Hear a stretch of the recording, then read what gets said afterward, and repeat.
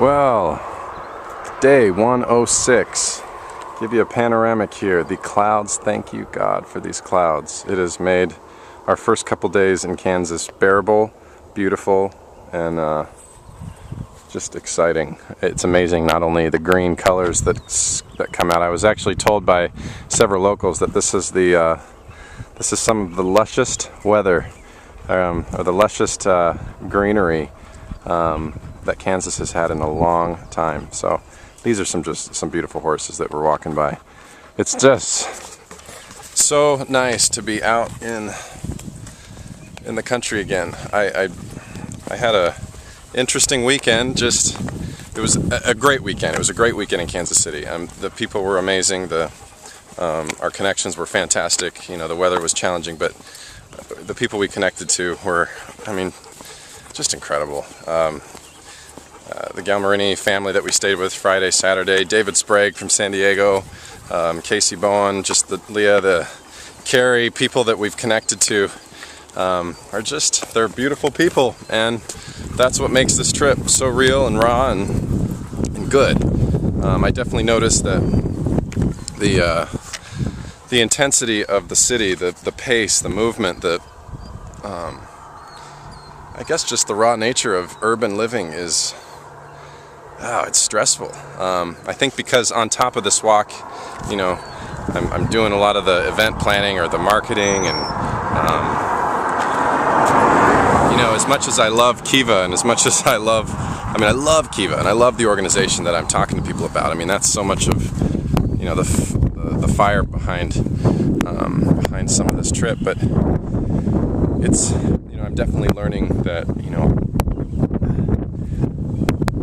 I am, you know, personally, emotionally, intimately, really appreciating, enjoying, and I'm at peace with getting away from the city, getting into the small towns, getting into the farms, getting into the lives and the homes and the world views of the people that are doing things in a simple way. I have so much respect for the lifestyle and the commitment to the hard work that it takes to keep land and to produce from land. And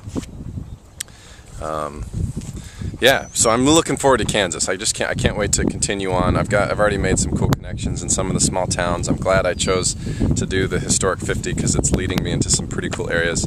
Last night was fantastic, staying with Kim and Ken Pittner Keller, who are cousins of my mother, and they took me in. They were really excited to have us, just family connection.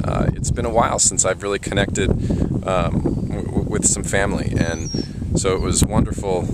Well, extended family, and it was just cool. We're talking late at night about stories about my great grandmother and her mother and father, and just some amazing history there, and some unique roots, and just the traditional duck soup and the traditional pastries and the desserts, and just all of these nostalgic interactions and experiences last night with Kim and Ken. It was awesome. So I was very blessed to be able to make that work last night, and just to have them take care of us the way they did. So I'm gonna wait till this car passes because it's just obnoxious when you're out here in the silence. Hold on. What do you think, bud? You're no.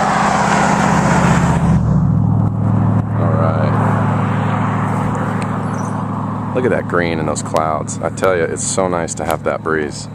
So yeah, so we're about to be joined by Chris Wittrick, who joined us a little bit yesterday, and we're going to stay with him tonight. He's somebody that found out about what we're doing through Kiva, and so that's going to be great. He's going to bring his dog, and hold on,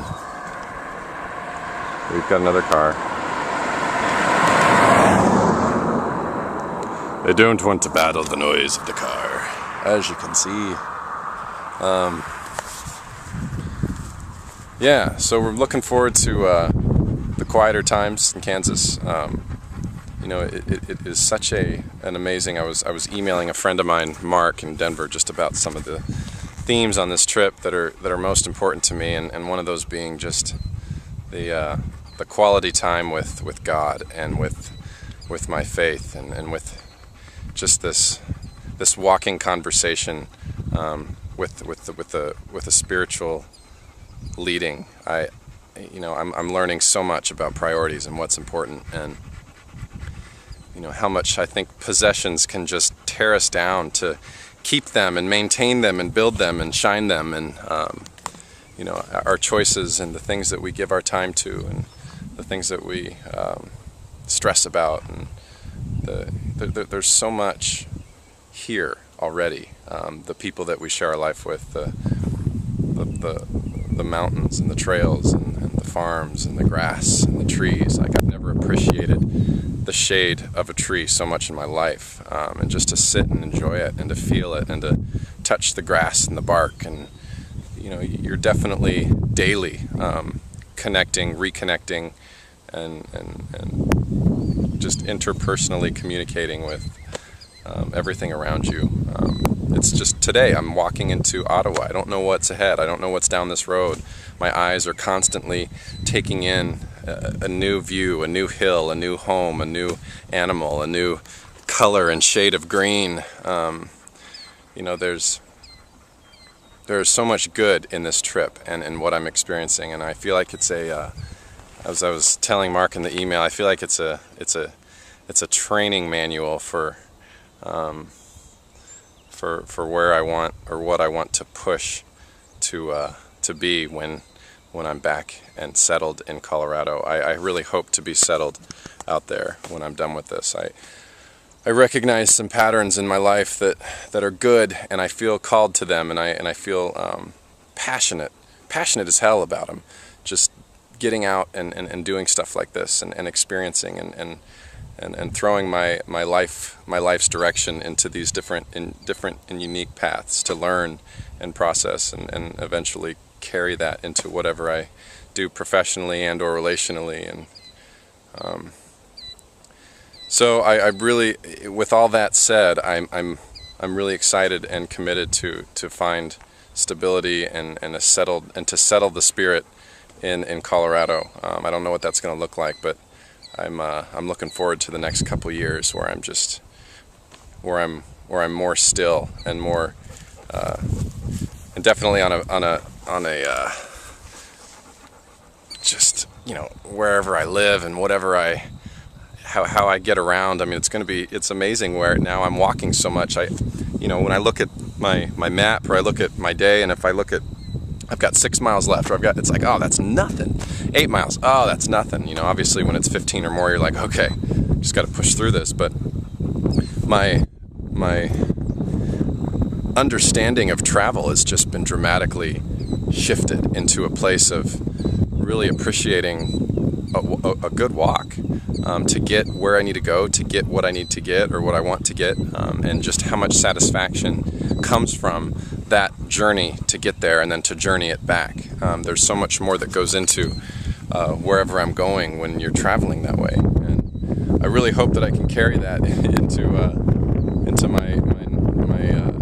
the next chapters of returning to Colorado. And I've got a lot ahead of me. I know I've got the Rockies and the deserts, and those are going to shift and shape and mold so many of these things that I'm already experiencing. And so that said, it's just been an amazing 2 days processing after a really good but stressful weekend, and I'm just looking forward to Kansas and Colorado and what's ahead, just to get more into the wilderness a little bit and to just sit under the shade more and to be more at one, just with my environment.